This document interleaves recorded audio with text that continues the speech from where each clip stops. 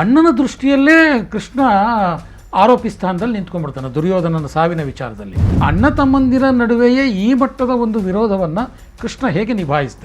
ಬಲರಾಮನ ನಿಲುವುಗಳು ಎಷ್ಟೋ ವಿಷಯಗಳಲ್ಲಿ ಬೇರೆ ಇರ್ತಾ ಇತ್ತು, ಆದರೆ ಅವನು ಕೊನೆಗೆ ಒಪ್ಪಿಕೊಳ್ತಾ ಇದ್ದಿದ್ದು ಕೃಷ್ಣ ಹೇಳಿದ್ದನ್ನೇ. ಇಡೀ ಕೃಷ್ಣನ ಬದುಕಿದೆಯಲ್ಲ, ಅವನಿಗೆ ಯಾರನ್ನು ಬೇಕಿದ್ರೂ ಟ್ಯಾಕಲ್ ಮಾಡೋಕೆ ಬರುತ್ತೆ. ದುರ್ಯೋಧನನ ಮಗಳು ಲಕ್ಷ್ಮಣೆಯನ್ನು ಕೃಷ್ಣನ ಮಗ ಸಾಂಬ ಮದುವೆಯಾಗಿದ್ದ ಅಂತ ಒಂದು ಕಥೆ ಬರುತ್ತೆ. ಗದಾಯುದ್ಧದ ನಿಯಮವನ್ನು ಮುರಿಯಲಾಯಿತು ಅಂತ ಬಹಳ ಸಿಟ್ಟಾಗ್ತಾನೆ ಅವನು, ಕೆಂಡಾಮಂಡಲ ಆಗ್ತಾನೆ. ತಮ್ಮ ಬಂಧು ಬಳಗವನ್ನಲ್ಲದಲ್ಲೇ ತಮ್ಮ ಇಡೀ ಸಾಮ್ರಾಜ್ಯವನ್ನ ಅಂದರೆ ಯಾದವರನ್ನೇ ಅವನು ಸಂಹಾರ ಮಾಡುವುದರ ಮುಖಾಂತರ ಇಂಥದ್ದೊಂದು ಅಪಖ್ಯಾತಿಗೆ ಒಳಗಾದ್ನ ಕೃಷ್ಣ ಅಂತ, ಬಂಧು ದ್ವೇಷಿ. ಯಾದವ ಸಾಮ್ರಾಜ್ಯವನ್ನು ರಕ್ಷಿಸಿದ್ದೇ ಕೃಷ್ಣ. ತನ್ನವರ ರಕ್ಷಣೆಗೆ ಕೃಷ್ಣ ಸಿದ್ಧ. ತನ್ನವರೇ ತಪ್ಪು ಮಾಡಿದರೆ ಅವರಿಗೆ ಶಿಕ್ಷೆ ಕೊಡೋದಕ್ಕೂ ಸಿದ್ಧ. ಅಂದರೆ ಒಬ್ಬ ವ್ಯಕ್ತಿಯಾಗಿ ನೀನು ನಿನ್ನನ್ನೂ ಶಿಕ್ಷಿಸಿಕೋ, ನಿನ್ನನ್ನೂ ತಿದ್ದಿಕೋ, ಸುತ್ತ ಇರುವವರನ್ನೂ ತಿದ್ದು. ಸೊ ಇಲ್ಲಿ ಕೃಷ್ಣನ ಪಾತ್ರ ಬೇರೆ ಬೇರೆಯವರ ದೃಷ್ಟಿಯಲ್ಲಿ ನಾವು ವಿಶ್ಲೇಷಣೆ ಮಾಡಿದ್ವಿ. ಆದರೆ ದುರ್ಯೋಧನನ ಸಾವಿನ ವಿಚಾರದಲ್ಲಿ ಕೃಷ್ಣನ ಪಾತ್ರವನ್ನು ಸ್ವತಃ ಆತನ ಸಹೋದರ ಅಣ್ಣ ಬಲರಾಮನೇ ವಿರೋಧ ವ್ಯಕ್ತಪಡಿಸ್ತಾನೆ. ಸೊ ಅಣ್ಣನ ದೃಷ್ಟಿಯಲ್ಲೇ ಕೃಷ್ಣ ಆರೋಪಿ ಸ್ಥಾನದಲ್ಲಿ ನಿಂತ್ಕೊಂಡ್ಬಿಡ್ತಾನೆ ದುರ್ಯೋಧನನ ಸಾವಿನ ವಿಚಾರದಲ್ಲಿ. ಸೊ ಹೀಗಿರುವಾಗ ನೀನು ದುರ್ಯೋಧನನ ಹೀಗೆ ಹೆಂಗೆ ಕೊಂದೆ ಅಂತ ಬಲರಾಮ ಕೇಳುವಂಥ ಪ್ರಸಂಗ ಸೃಷ್ಟಿಯಾಗುತ್ತೆ. ಹೀಗಿರುವಾಗ ಅಣ್ಣ ತಮ್ಮಂದಿರ ನಡುವೆಯೇ ಈ ಮಟ್ಟದ ಒಂದು ವಿರೋಧವನ್ನು ಕೃಷ್ಣ ಹೇಗೆ ನಿಭಾಯಿಸ್ದ ಅಂತ. ವಾಸ್ತವವಾಗಿ ಬಲರಾಮ ಮತ್ತು ಕೃಷ್ಣರಲ್ಲಿ ಬಹಳ ಅದ್ಭುತವಾದ ಸಹೋದರರವರಿಬ್ಬರು. ಯಾಕೆ ಅದ್ಭುತ ಅಂತ ಹೇಳ್ತೀನಿ ಅಂದರೆ ಅವರಲ್ಲಿ ಸಾಕಷ್ಟು ಭಿನ್ನತೆ ಇತ್ತು. ಓಕೆ. ಆದರೆ ಅವರು ಒಟ್ಟಾಗೆ ಇರ್ತಾ ಇದ್ರು. ಬಲರಾಮನ ನಿಲುವುಗಳು ಎಷ್ಟೋ ವಿಷಯಗಳಲ್ಲಿ ಬೇರೆ ಇರ್ತಾ ಇತ್ತು, ಆದರೆ ಅವನು ಕೊನೆಗೆ ಒಪ್ಪಿಕೊಳ್ತಾ ಇದ್ದಿದ್ದು ಕೃಷ್ಣ ಹೇಳಿದ್ದನ್ನೇ. ಓಕೆ. ಅಂತಿಮವಾಗಿ ಕೃಷ್ಣ ಏನು ಹೇಳ್ತಾನೋ ಅದು. ಬಲರಾಮ ಯುದ್ಧದಲ್ಲಿ ಭಾಗವಹಿಸ್ತಿರಲಿಲ್ಲ. ಈಗ ದುರ್ಯೋಧನ ಮೊದಲು ಹೋಗಿ ಕೃಷ್ಣನ ಬಳಿಗೆ, ದುರ್ಯೋಧನ ಅರ್ಜುನ ಇಬ್ಬರು ಹೋಗ್ತಾರೆ, ಸಹಕಾರ ಕೇಳೋಕೆ ಹೋಗ್ತಾನಲ್ಲ, ಬೆಂಬಲ ಕೇಳೋಕೆ, ಸಹಕಾರ ಅಲ್ಲ, ರಾಜಕಾರಣದ ಭಾಷೆಯಲ್ಲಿ ಹೇಳಬೇಕು ಅಂದರೆ ಬೆಂಬಲ ಕೇಳೋಕೆ ಹೋಗ್ತಾನಲ್ಲ ದುರ್ಯೋಧನ. ಆಗ ಕೃಷ್ಣ ತಾವು ಯುದ್ಧಕ್ಕಿಲ್ಲ ಅಂತಲೇ ಕೃಷ್ಣ ಹೇಳೋದು. ಯಾದವರು ಆ ಯುದ್ಧದಲ್ಲಿ ಭಾಗವಹಿಸೋದಿಲ್ಲ ಅಂತ ನಿರ್ಣಯಿಸಿರ್ತಾರೆ. ಅಧಿಕೃತವಾಗಿ ಯಾದವರು ಭಾಗವಹಿಸಿಲ್ಲ ಆ ಯುದ್ಧದಲ್ಲಿ, ಅಂದರೆ ಯಾದವ ರಾಜ್ಯ ಭಾಗವಹಿಸಿಲ್ಲ. ಓಕೆ. ಇವನು ಹೋಗಿ ಬೆಂಬಲ ಕೇಳಿದಾಗ ಕೃಷ್ಣ ತನ್ನ ಸ್ವಂತ ಸೇನೆಯನ್ನು ದುರ್ಯೋಧನಿಗೆ ಕೊಟ್ಟಿದ್ದಾನೆ. ಅದು ಇಡೀ ಯಾದವ ಸೇನೆ ಅಲ್ಲ. ಯಾದವರಲ್ಲಿ ಹೇಗೆ ಅಂದರೆ ಯಾದವರಲ್ಲಿ ಹಲವು ಮಹಾವೀರರು, ಅವರವರಿಗೆ ಅವರವರ ಸೇನೆ ಇತ್ತು. ಬಲರಾಮನಿಗೆ ಅವನ ಸೇನೆ, ಕೃತವರ್ಮನಿಗೆ ಅವನ ಸೇನೆ, ಕೃಷ್ಣನಿಗೆ ಕೃಷ್ಣನ ಸೇನೆ, ಈ ಥರ ಇತ್ತು. ಸಾತ್ಯಕಿಗೆ ಸಾತ್ಯಕಿಯ ಸೇನೆ ಅಂತೆಲ್ಲ ಇತ್ತಲ್ಲಿ. ಅದು ಒಂಥರ ಹಲವು ಗುಂಪುಗಳ ನೇತೃತ್ವ ಅದು ಯಾದವರು ಅಂತನ್ನೋದು. ಕೃಷ್ಣ ತನ್ನ ಸ್ವಂತ ಸೇನೆ ಏನಿತ್ತು, ನಾರಾಯಣಿ ಸೇನೆ ಅಂತ, ಅದನ್ನು ದುರ್ಯೋಧನನಿಗೆ ಕಳಿಸ್ಕೊಟ್ಟಿದ್ದಾನೆ. ದುರ್ಯೋಧನ ಬಂದು ಸಹಾಯ ಕೇಳಿದಾಗ, ಬೆಂಬಲ ಕೇಳಿದಾಗ ಯಾದವ ಸೇನೆ ಕಳಿಸಿಲ್ಲ. ಓಕೆ. ಅರ್ಜುನನ ಜೊತೆಗೆ ಸಾರಥಿಯಾಗಿ ಕೃಷ್ಣ ಹೋಗಿದ್ದಾನೆ. ಇದಾದ ಮೇಲೆ ದುರ್ಯೋಧನ ಹೋಗಿ ಬಲರಾಮನಲ್ಲಿ ಕೇಳ್ತಾರೆ ಬೆಂಬಲ ಬೇಕು ಅಂತ. ಬಲರಾಮ ಹೇಳ್ತಾನೆ, ಕೃಷ್ಣ ನಿಲುವು ತೆಗೆದುಕೊಂಡಾಗಿದೆಯಲ್ಲ, ಈ ಯುದ್ಧದಲ್ಲಿ ನಾವು ಭಾಗವಹಿಸೋದಿಲ್ಲ ಯಾದವರು ಅಂತ. ಯಾಕೆ ಅಂದರೆ ನೀವಿಬ್ಬರು ಬಂಧುಗಳು ಅಂತ. ನೀವಿಬ್ಬರೂ ಬಂಧುಗಳು ಅಂತ ಅಂದರೆ ಯಾವ ಅರ್ಥದಲ್ಲಿ ಅಂದರೆ, ಈಗ ಪಾಂಡವರು ಬಂಧುಗಳಾದ ಮೇಲೆ ಇವರು ಬಂಧುಗಳೇ ಆಗ್ತಾರೆ ಅಲ್ವಾ. ಪಾಂಡವರ ಮೂಲಕ ಇವರು ಬಂಧುಗಳಾಗ್ತಾರಲ್ಲ ಅಂತ ಒಂದು. ಎರಡನೆಯದ್ದು, ಮಹಾಭಾರತದಲ್ಲಿ ಉಲ್ಲೇಖ ಇಲ್ಲ, ಭಾಗವತದಲ್ಲಿ ಉಲ್ಲೇಖ ಇರುವ ಒಂದು ಕಥೆ ಏನು ಅಂತ ಅಂದರೆ, ದುರ್ಯೋಧನನ ಮಗಳು ಲಕ್ಷ್ಮಣೆಯನ್ನು ಕೃಷ್ಣನ ಮಗ ಸಾಂಬ ಮದುವೆಯಾಗಿದ್ದ ಅಂತ ಒಂದು ಕಥೆ ಬರುತ್ತೆ ಅಲ್ಲಿ. ಓಕೆ. ಈ ಕಥೆಯನ್ನು ತೆಗೆದುಕೊಂಡಾಗ ಏನಾಯಿತು ಅಂದರೆ, ಸೋದರತ್ತೆಯ ಮಕ್ಕಳು ತಂಗಿಯ ಗಂಡ ಅರ್ಜುನ. ಹೌದು. ಆದರೆ ದುರ್ಯೋಧನ ಬೀಗರಾಗೋದ್ನಲ್ಲ ಕೃಷ್ಣನಿಗೆ. ಈಗ ಇನ್ನೂ ಹತ್ತಿರ ಆಗೋಯ್ತಲ್ವ, ಸೊಸೆಯ ತಂದೆ ಆಗ್ತಾನಲ್ಲ. ಭಾಗವತದ ಆ ಘಟನೆಯನ್ನ ಇಟ್ಟುಕೊಂಡ್ರೆ ಒಟ್ಟಿನಲ್ಲಿ ಹೇಳದ ಬಲರಾಮ, ನಾವು ಇಬ್ಬರೂ ಬಂಧುಗಳಾಗಿರೋದ್ರಿಂದ ನಾವು ಇದರಲ್ಲಿ ಯುದ್ಧಕ್ಕಿಲ್ಲ ಅಂತ ಹೇಳಿ ಬಲರಾಮ ಏನು ಮಾಡ್ತಾನೆ, ತೀರ್ಥಯಾತ್ರೆಗೆ ಅಂತ ಹೊರಟೋಗ್ಬಿಡ್ತಾನೆ. ಬಲರಾಮ ಆ ತೀರ್ಥಯಾತ್ರೆಯೋ ಯಾವುದ್ಯಾವುದೋ ಕಾರಣಕ್ಕೆ ಸೃಷ್ಟಿಯಾಯಿತು, ಕೃಷ್ಣ ತಂತ್ರ ಅಂತೆಲ್ಲ ಕತೆ ಹೇಳ್ತಾರೆ, ಹಾಗಿಲ್ಲ ಅದು. ಬಲರಾಮನೇ ಇವರವರೇ ಹೊಡೆದಾಡ್ಕೊಳ್ತಾ ಇದ್ದಾರೆ, ಬೇಡ ಇದು ಅಂತ ಹೇಳಿ ಎದ್ದೋಗ್ಬಿಡ್ತಾನೆ ಅವನು. ಅವನಿಗೆ ಭೀಮ ದುರ್ಯೋಧನ ಇಬ್ಬರು ಶಿಷ್ಯರು ಬೇರೆ. ಗದಾಯುದ್ಧವನ್ನು ಇಬ್ಬರು ಅವನಲ್ಲಿ ಕಲ್ತಿರ್ತಾರೆ. ಇವರೆಲ್ಲ ದ್ರೋಣಾಚಾರ್ಯರ ಹತ್ರ ಕಲ್ತ ಮೇಲೆ ಇವ್ರು ಯಾರೂ ಸುಮ್ಮನೆ ಕುಳಿತಿಲ್ಲ. ಕರ್ಣ ಹೋಗಿ ಪರಶುರಾಮರ ಹತ್ರ ಕಲ್ತ, ಯುಧಿಷ್ಠಿರ ಹೋಗಿ ವಸಿಷ್ಠರ ಹತ್ರ ಕಲಿತಾನೆ, ಮತ್ತೆ ಅವನು ಬೇರೆ ಕಲಿತಾನೆ, ಯುದ್ಧ ವಿದ್ಯೆ ಅಲ್ಲ, ಸ್ಪೆಷಲೈಸೇಷನ್ ಅಂತ. ಭೀಮ ದುರ್ಯೋಧನ ಹೋಗಿ ಬಲರಾಮನಲ್ಲಿ ಕಲಿತಾರೆ. ಇಬ್ಬರು ಶಿಷ್ಯರು. ಹಾಗಾಗಿ ಬಲರಾಮ ಎಲ್ಲ ದೃಷ್ಟಿಯಿಂದಲೂ ಏನಾದರೂ ಮಾಡ್ಕೊಳ್ಳಿ ಅಂತ ಹೇಳಿ ಅವನು ತೀರ್ಥಯಾತ್ರೆಗೆ ಹೋಗ್ಬಿಡ್ತಾನ. ತೀರ್ಥಯಾತ್ರೆ ಮುಗಿಸಿ ಬರುವಾಗ 18ನೇ ದಿನ ಯುದ್ಧ ನಡೀತಾ ಇದೆ. ಯಾವುದು ಅಂದರೆ ಗದಾಯುದ್ಧ, ಇನ್ನೇನು ಯುದ್ಧ ಆರಂಭ ಆಗ್ತಾ ಇದೆ, ಬಲರಾಮನು ನಿಂತಿದ್ದಾನೆ, ಅವರಿಬ್ಬರು ಯುದ್ಧ ಮಾಡ್ತಾ ಇದ್ದಾರೆ. ಆ ಯುದ್ಧದಲ್ಲಿ ಕೃಷ್ಣ ಅರ್ಜುನನಿಗೆ ಹೇಳ್ತಾರೆ, ತೊಡೆಯನ್ನು ತೋರಿಸ್ತಾನೆ, ಸೊಂಟದಿಂದ ಕೆಳಗೆ ಹೊಡಿಬಾರದು ಗದೆಯಲ್ಲಿ ಅಂತ ಇರೋದು. ಆದರೆ ಭೀಮನದ್ದೊಂದು ಪ್ರತಿಜ್ಞೆ ಇದೆ, ನಿನ್ನ ತೊಡೆ ಮುರಿತೀನಿ ಅಂತ ಪ್ರತಿಜ್ಞೆ ಮಾಡಿದ್ದಾನೆ. ಯಾಕೆ ಅಂದರೆ ದ್ರೌಪದಿಯ ವಸ್ತ್ರಾಪಹರಣದ ಹೊತ್ತಿನಲ್ಲಿ ದುರ್ಯೋಧನ ತನ್ನ ತೊಡೆ ತಟ್ಟಿ ಇಲ್ಲಿ ಬಂದು ಕುಳಿತುಕೋ ಅಂತ ಕೆಟ್ಟದಾಗಿ ಸನ್ನೆ ಮಾಡಿರ್ತಾನೆ ದ್ರೌಪದಿಗೆ. ಅಂದರೆ ಒಂದು ಹೆಣ್ಣಿಗೆ ಸಾರ್ವಜನಿಕವಾಗಲ್ಲಪ್ಪ, ಯಾವಾಗಲೂ ಮಾಡಬಾರ್ದು, ಸಾರ್ವಜನಿಕವಾಗಿ ಮಾಡಿರ್ತಾನೆ. ಅದು ಯಾರನ್ನ ಅಂದರೆ ಮನೆಯ ಸೊಸೆಯನ್ನ. ಆವಾಗ ಭೀಮ ಹೇಳೋದು ಈ ತೊಡೆ ಮುರಿತೀನಿ ಅಂತ. ಕೃಷ್ಣ ಹೇಳ್ತಾನೆ ಪ್ರತಿಜ್ಞೆ ಇದೆಯಲ್ಲ, ಅದನ್ನು ಕೃಷ್ಣ ಅರ್ಜುನಿಗೆ ಹೇಳ್ತಾನೆ. ಅರ್ಜುನ ಸನ್ನೆ ಮಾಡ್ತಾನೆ. ಅವನು ಗದಾಯುದ್ಧ ಮಾಡುವಾಗ ಹಾರಿ ಬಂದು ಹೊಡೆಯೋದು ಹೀಗೆಲ್ಲ ಇರುತ್ತೆ, ಹಾರಿದಾಗ ಅವನು ಹೊಡಿತಾನೆ ಭೀಮ. ಆಗ ಬಲರಾಮ ಅದನ್ನು ಆಕ್ಷೇಪಿಸ್ತಾನೆ. ಅಂದರೆ ಗದಾಯುದ್ಧದ ನಿಯಮವನ್ನು ಮುರಿಯಲಾಯಿತು ಅಂತ ಭಾಳ ಸಿಟ್ಟಾಗ್ತಾನೆ ಅವನು. ಕೆಂಡಾಮಂಡಲ ಆಗ್ತಾನೆ, ಕೆಂಡಾಮಂಡಲ ಆಗಿ ಭಾರಿ ಪ್ರಮಾಣದಲ್ಲಿ ಗಲಾಟೆ ಮಾಡ್ತಾನೆ. ಆದರೆ ಕೃಷ್ಣ ಅವನನ್ನು ಸಮಾಧಾನ ಮಾಡ್ತಾನೆ. ನೀವು ಹೇಗೆ ನಿಭಾಯಿಸಿದ ಅಂತಂದ್ರಲ್ಲ, ಬಲರಾಮನನ್ನು ನಿಭಾಯಿಸೋದು ಕೃಷ್ಣನಿಗೆ ಚೆನ್ನಾಗಿ ಗೊತ್ತು. ಇಡೀ ಕೃಷ್ಣನ ಬದುಕಿದೆಯಲ್ಲ, ಕೃಷ್ಣನ ವ್ಯಕ್ತಿತ್ವ ಇದೆಯಲ್ಲ, ಅದು ಹೇಗೆ ಅಂದರೆ ಅವನಿಗೆ ಯಾರನ್ನು ಬೇಕಿದ್ರೂ ಟ್ಯಾಕಲ್ ಮಾಡೋಕ್ಕೆ ಬರುತ್ತೆ. ಕರೆಕ್ಟಾದ ಭಾಷೆ ಬಳಸಬೇಕು ಶಬ್ದ ಅಂದರೆ. ಅವನು ಯಾರನ್ನು ಟ್ಯಾಕಲ್ ಮಾಡಬಲ್ಲ. ಅವನು ಧೃತರಾಷ್ಟ್ರನ್ನು ಮಾತಾಡಿಸಬಲ್ಲ, ಅವನು ದುರ್ಯೋಧನನ್ನು ಮಾತನಾಡಿಸ್ತಾನೆ. ಈಗ ದುರ್ಯೋಧನ ಸ್ವತಃ ಬಂದು ಅವನ ಮುಂದೆ ಕುಳಿತು ಬೆಂಬಲ ಕೇಳೋದಕ್ಕೆ ಸಾಧ್ಯ ಇದೆ ಅನ್ನೋದಿದೆಯಲ್ಲ, ಬೆಂಬಲ ಕೇಳಿದಾಗಲೂ ಬೆಂಬಲ ನಿರಾಕರಿಸಲಿಲ್ಲ ಅವನು. ಹೇಗೆ ಹ್ಯಾಂಡಲ್ ಮಾಡದ ಇದನ್ನ, ಅವನಿಗೆ ವ್ಯಕ್ತಿಗಳನ್ನು ನಿರ್ವಹಿಸೋದ್ರಲ್ಲಿ ಕೃಷ್ಣ ಬಹಳ ಅದ್ಭುತವಾಗಿ ಕಾಣಿಸಿಕೊಳ್ತಾನೆ. ಬಲರಾಮನನ್ನಂತೂ ಹೇಗೆ ಮಾತಾಡಿಸ್ಬೇಕು ಅಂತ ಅವನಿಗೆ ಗೊತ್ತು, ಮತ್ತು ಅವನು ವ್ಯವಸ್ಥಿತವಾಗಿ ಮಂಡಿಸ್ತಾನೆ. ನ್ಯಾಯ ಯಾವುದು, ಅನ್ಯಾಯ ಯಾವುದು, ಧರ್ಮ ಯಾವುದು, ಅಧರ್ಮ ಯಾವುದು, ಇಷ್ಟು ಅನ್ಯಾಯಗಳಾಗಿರುವಾಗ ಇದನ್ನು ನೀನು ಪರಿಗಣಿಸಬಾರದು ಅಂತ ಹೇಳಿ ಬಲರಾಮನನ್ನು ಒಪ್ಪಿಸ್ತಾನೆ. ಹಾಗಾಗಿ ಬಲರಾಮನನ್ನು ಹಾಗೆ ನಿಭಾಯಿಸ್ತಾನೆ ಅವನು. ಸೊ ಸ್ವಂತ ಮನೆಯಲ್ಲೂ ನಿಭಾಯಿಸ್ತಾನೆ, ಒಟ್ಟಾರೆ ಸಮಾಜದಲ್ಲೂ ಸನ್ನಿವೇಶಗಳನ್ನು ನಿಭಾಯಿಸೋದ್ರಲ್ಲಿ ಸಿದ್ಧಹಸ್ತ ಕೃಷ್ಣ. ಆದರೆ ಕೃಷ್ಣ ಮೂಲಭೂತವಾಗಿ ಬಂಧುದ್ವೇಷಿ ಎನ್ನುವಂಥದ್ದು ಮತ್ತೊಂದು ಅಪವಾದ. ಅಂದರೆ ಕಂಸನನ್ನು ಕೊಲ್ತಾನೆ, ಮಾವ ಜರಾಸಂಧ, ಮಾವನ ಮಾವ, ಶಿಶುಪಾಲ ಅತ್ತೆ ಮಗ ಹೀಗೆ ತನ್ನವರನ್ನೇ ಕೃಷ್ಣ ಕೊಲ್ತಾ ಬರ್ತಾನೆ. ಅಂದರೆ ಮಹಾಭಾರತದಲ್ಲಿ ಎಲ್ಲೂ ಯುದ್ಧ ಮಾಡೋದಿಲ್ಲ ಕೃಷ್ಣ. ಆದರೆ ಅದಕ್ಕೆ ಬೇರೆ ಆಗಿ ಅದಕ್ಕೆ ಮುಂಚೆ ಬಹುಶಃ ಅನಿಸುತ್ತೆ ಅಲ್ವಾ, ಅದಕ್ಕೆ ಮುಂಚೆ ಅವನು ತನ್ನವರನ್ನೇ ಹತ್ಯೆ ಮಾಡ್ಕೊಂಡು ಬರ್ತಾನೆ. ಹಾಗಾಗಿ ಕೃಷ್ಣ ತಮ್ಮವರಿಗೆ ಮುಳುವಾಗ್ತಾನೆ ಅಂದರೆ ಅವನು ಬಂಧುದ್ವೇಷಿ, ನೆಂಟರಿಷ್ಟರನ್ನೇ ಅವನು ಮುಗಿಸ್ಬಿಟ್ಟು ಮೇಲೆ ಬಂದ ಅನ್ನೋ ರೀತಿಯಲ್ಲಿ ಒಂದು ಅಪವಾದ.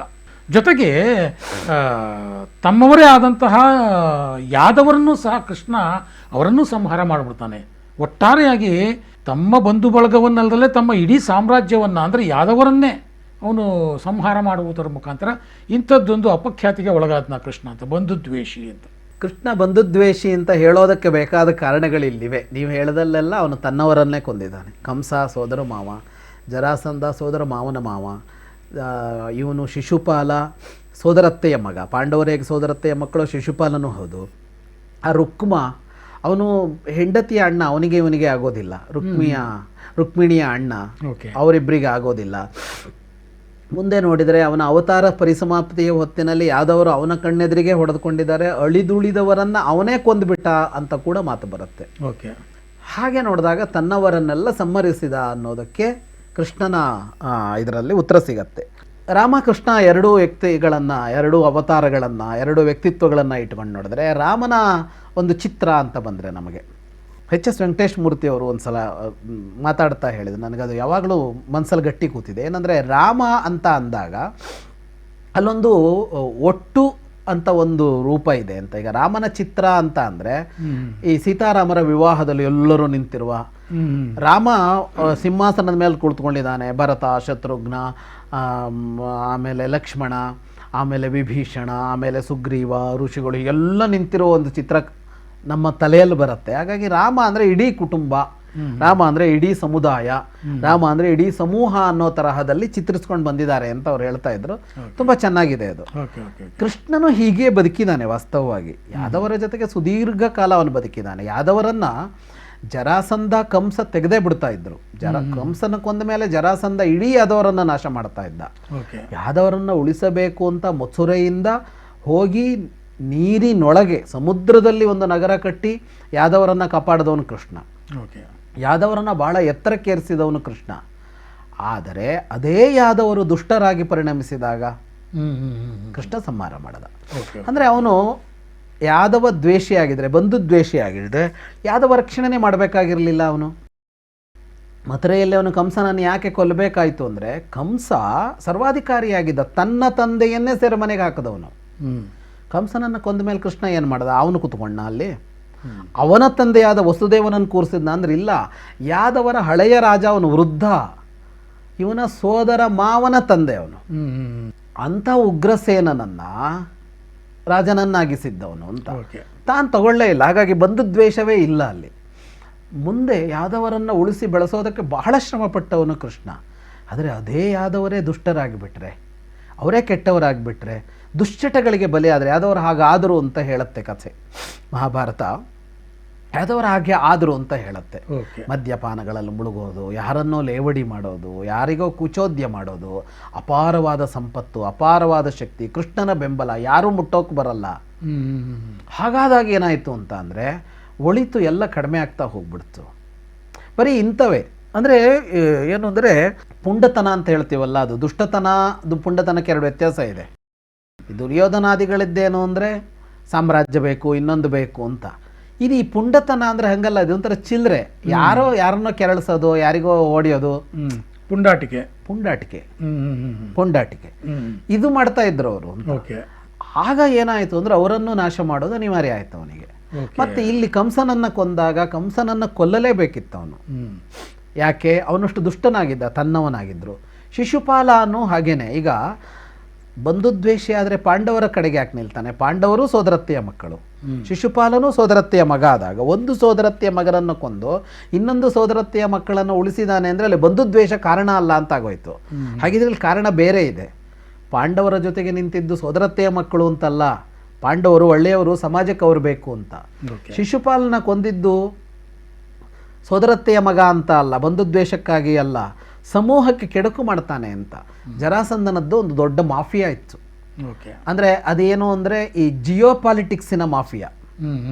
ಈಗ ಮಾಫಿಯಾ ಅಂದರೆ ಇಲ್ಲಿ ಹೆಂಗಿರುತ್ತೆ ಅಂದರೆ, ಒಬ್ಬ ಮಾಫಿಯಾ ಡಾನ್ ಇರ್ತಾನೆ, ಅವನ ಕೆಳಗೆ ಒಂದೊಂದು ಏರಿಯಾ, ಒಂದೊಂದು ವಾರ್ಡಲ್ಲಿ ಏನೇನೋ ಪುಡಿ ರೋಡಿಗಳಿರ್ತಾರೆ, ಅವರಿಗೆಲ್ಲ ಅವ್ನು ಬಾಸ್ ಅಲ್ವಾ ಮಾಫಿಯಾ ಡಾನ್ ಅಂದರೆ. ನಾವಿವತ್ತು ಜಿಯೋಪಾಲಿಟಿಕ್ಸಲ್ಲೂ ನೋಡ್ತೀವಿ, ಯಾರು ತಂಡಗಳನ್ನು ಕಟ್ಕೊಂಡಿರ್ತಾರೆ, ಒಳ್ಳೆಯದಕ್ಕೆ ತಂಡಗಳನ್ನು ಕಟ್ಕೊಂಡವ್ರು ಹೇಗಿರ್ತಾರೋ ಹಾಗೆ ಬೇರೆಯವರನ್ನೆಲ್ಲ ತಮ್ಮ ಅಡಿಯಲ್ಲಿ ಇಟ್ಕೋಬೇಕು ಅಂತ ತಂಡ ಕಟ್ಕೊಂಡವ್ರು ಇವತ್ತಿಲ್ವಾ? ಇದ್ದಾರೆ. ನಾವು ದಿನ ಬೆಳಗಾದ್ರೆ ಅದೇ ಸುದ್ದಿ ಮಾತಾಡ್ತೀವಿ. ಹಂಗಿದ್ದ ಜರಾಸಂಧ. ಇವತ್ತು ಕಾಣಿಸಿಕೊಳ್ಳುವ ವಿಶ್ವದ ದೊಡ್ಡ ಒಬ್ಬ ರಾಜಕಾರಣಿ ಥರನೇ ಜರಾಸಂಧ ಇದ್ದ, ಅಥವಾ ಜರಾಸಂಧನ ಥರ ಇವನಿದ್ದಾನೆ. ಪಕ್ಕಾ ರಾಜಕಾರಣಿ ಅಂತೀವಲ್ಲ ಆ ಥರ. ಹೌದೌದೌದು. ಅವನು ಮುತ್ಸದ್ದಿ ರಾಜಕಾರಣಿ, ಮುತ್ಸದ್ದಿ ಅಂತ ಒಂದು ಕರಿತೀವಲ್ಲ. ಸ್ವಂತ ಲಾಭ ಬಿಟ್ಟರೆ ಬೇರೆ ಏನೂ ಇಲ್ಲ.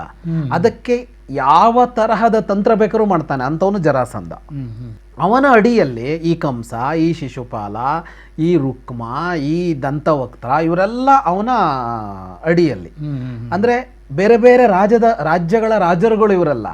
ಆದರೆ ಇವರೆಲ್ಲ ಅವನನ್ನು ಒಪ್ಕೋತಾ ಇದ್ರು. ಈಗ ಹೆಂಗೆ ಒಪ್ಕೋತಾರೋ ಹಾಗೆ. ಅಂಥ ಜರಾಸಂಧನ ತಂಡದಲ್ಲಿ ಇದ್ದು ಇಡೀ ಜಗತ್ತಿಗೆ ಆಗಿದ್ದರಿಂದಾಗಿ ಶಿಶುಪಾಲನನ್ನು ಅವನು ಕೊಂದನೇ ಹೊರತು ಬಂಧು ದ್ವೇಷ ಅಲ್ಲಿ ಕೆಲಸ ಮಾಡಿಲ್ಲ. ಹಾಗೆ ಪಾಂಡವರ ಪರವಾಗಿ ನಿಂತಿದ್ದಕ್ಕೂ ಬಂಧು ಪ್ರೀತಿ ಕಾರಣ ಅಲ್ಲ, ಅವರನ್ನು ಕೊಂದಿದ್ದಕ್ಕೂ ಬಂಧು ದ್ವೇಷ ಕಾರಣ ಅಲ್ಲ. ಹಾಗಾಗಿ ಕೃಷ್ಣನಲ್ಲಿ ಇರೋದು ಒಂದು ಸಮಾನವಾದ ಭಾವ. ಬಂಧುಗಳ ಮೇಲೆ ಪ್ರೀತಿ ಇಲ್ಲ ಅಂತಲ್ಲ ಅದರ ಅರ್ಥ. ತನ್ನವರನ್ನು ಉಳಿಸೋದಕ್ಕೆ ಕೃಷ್ಣ ಮುಂದೆ ನಿಲ್ತಾನೆ. ಯಾದವ ಸಾಮ್ರಾಜ್ಯವನ್ನು ರಕ್ಷಿಸಿದ್ದೇ ಕೃಷ್ಣ. ಹಾಗಂತ ಅದು ಮೋಹ ಅಲ್ಲ. ತನ್ನವರು ಏನು ಮಾಡಿದ್ರು ಒಪ್ಕೋತೀನಿ ಅಂತ ಅಲ್ಲ. ತನ್ನವರ ಮೇಲೆ ಯಾರಾದರೂ ಸುಮ್ಮನೆ ಆಕ್ರಮಣ ಮಾಡ್ತಾರಾ, ತನ್ನವರ ರಕ್ಷಣೆಗೆ ಕೃಷ್ಣ ಸಿದ್ಧ. ತನ್ನವರೇ ತಪ್ಪು ಮಾಡಿದರೆ ಅವರಿಗೆ ಶಿಕ್ಷೆ ಕೊಡೋದಕ್ಕೂ ಸಿದ್ಧ.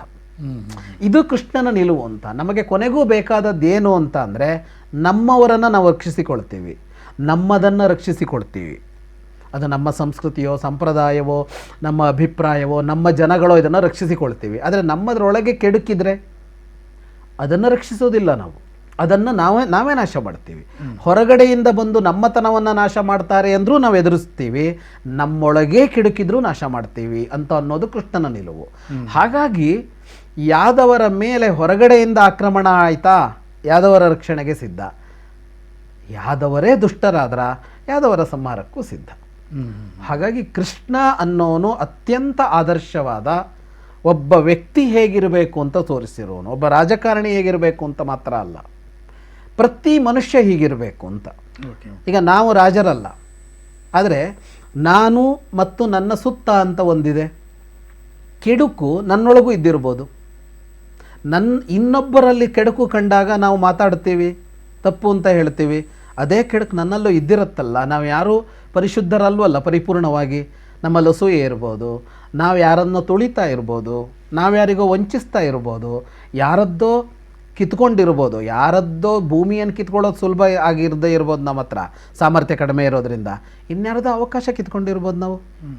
ಇಷ್ಟನ್ನು ನಾವು ಮಾಡ್ತಾ ಇದ್ದರೆ ಹೇಗೆ ಹೊರಗಿನ ಕೆಡುಕನ್ನು ನಾವು ನಿವಾರಣೆ ಮಾಡ್ತಾ ಹೋಗ್ತೀವೋ ಹಾಗೆ ನಮ್ಮೊಳಗಿನ ಕೆಡುಕನ್ನು ನಾವು ನಿವಾರಣೆ ಮಾಡ್ಕೊಂಡು ಹೋಗ್ಬೇಕಲ್ವಾ ಅಂತ. ಈಗ ಇಲ್ಲಿ ಕುಳಿತುಕೊಂಡು ಕೇಳುವ ಯಾರಿಗೋ ಒಳಿತಾಗಲಿ ಅಂತ ಒಳ್ಳೆಯ ವಿಷಯವನ್ನು ಈಗ ಹೇಳ್ತಾ ಹೋಗುವ ನಾವು ನಮಗೂ ಹೇಳ್ಕೋಬೇಕಲ್ವಾ ಇದನ್ನು ಅಂತ. ಹೌದು, ಈ ಕೆಡುಕುಗಳು ನನ್ನೊಳಗೂ ಇರಬಹುದು ಅಂತ. ಇದು ಕೃಷ್ಣ ಅಂತ. ಅಂದರೆ ಒಬ್ಬ ವ್ಯಕ್ತಿಯಾಗಿ ನೀನು ನಿನ್ನನ್ನೂ ಶಿಕ್ಷಿಸಿಕೋ, ನಿನ್ನನ್ನೂ ತಿದ್ದಿಕೋ, ಸುತ್ತ ಇರುವವರನ್ನೂ ತಿದ್ದು. ಸುತ್ತ ಇರುವವರಲ್ಲಿ ನಮ್ಮವರಿದ್ದಾರೆ, ನಮ್ಮವರನ್ನು ರಕ್ಷಿಸಿಕೋ. ನಮ್ಮವರು ತಪ್ಪು ಮಾಡಿದರೂ ಶಿಕ್ಷಿಸು. ಎದುರಿನವರಿದ್ದಾರೆ, ವಿರೋಧಿಗಳು, ಅವರು ದುಷ್ಟರು, ಅವರನ್ನು ಸಂಹರಿಸು. ಆದರೆ ಅವರಲ್ಲಿ ಶಿಷ್ಟರಿದ್ದರೆ, ಅವರಲ್ಲಿ ಯಾರಾದರೂ ಒಳ್ಳೆಯವರು ಉಳ್ಕೊಳ್ಬೇಕಾದವರಿದ್ದರೆ ಅವರನ್ನು ಉಳಿಸು. ಅವರು ಸಾಯದಂತೆ ನೋಡ್ಕೋ ಅಂತ. ಉದಾಹರಣೆಗೆ ಈಗ ವಿಭೀಷಣನನ್ನು ಉಳಿಸಿದ ರಾಮ, ಸುಗ್ರೀವನನ್ನು ಉಳಿಸಿದ ರಾಮ. ಅವರಲ್ಲಿ ಯಾವ ಪಕ್ಷದಲ್ಲಿದ್ದರು? ಆಂಜನೇಯ ರಾಮನ ವಿರೋಧಿ ಆಗಲಿಲ್ಲ. ಆ ಸಾಮ್ರಾಜ್ಯದ ದೊರೆಯೇ ವಿರೋಧಿಯಾಗಿದ್ದ ವಾಲಿ. ಆದರೆ ಆಂಜನೇಯನೋ ಸುಗ್ರೀವನೋ ಅವರೆಲ್ಲ ರಾಮನ ಜೊತೆಗಿದ್ದರು, ಅಲ್ಲಿ ವಿಭೀಷಣಾದಿಗಳ ಜೊತೆಗಿದ್ದರು. ಹಾಗೆ ವಿರೋಧಿಗಳಲ್ಲೂ ಒಬ್ಬ ಒಳ್ಳೆಯವನಿದ್ದರೆ ಅವನನ್ನು ಉಳಿಸಬೇಕು. ಯುತ್ಸು ಉಳ್ಕೊಂಡಿದ್ದಾನೆ, ಧೃತರಾಷ್ಟ್ರನ ಮಗ, ದುಷ್ಟ ಆಗಿರಲಿಲ್ಲ ಅವನು. ಅಲ್ಲಿ ವಿದುರ ಉಳ್ಕೊಂಡಿದ್ದಾನೆ, ಅಲ್ಲಿ ಸಂಜಯ ಉಳ್ಕೊಂಡಿದ್ದಾನೆ. ಹಾಗೆ ಯಾರು ಉಳಿಬೇಕು ಯಾರು ಅಳಿಬೇಕು ಅಂತ ಅಂದರೆ ಆಚೆ ಕಡೆಯವರ ಈಚೆ ಕಡೆಯವರ, ನನ್ನ ಹೊರಗ ನನ್ನ ಒಳಗ ಅಂತಲ್ಲ. ಕೆಡುಕು ಅಳಿಯಬೇಕು, ಒಳಿತು ಉಳಿಯಬೇಕು. ಇದು ಕೃಷ್ಣ.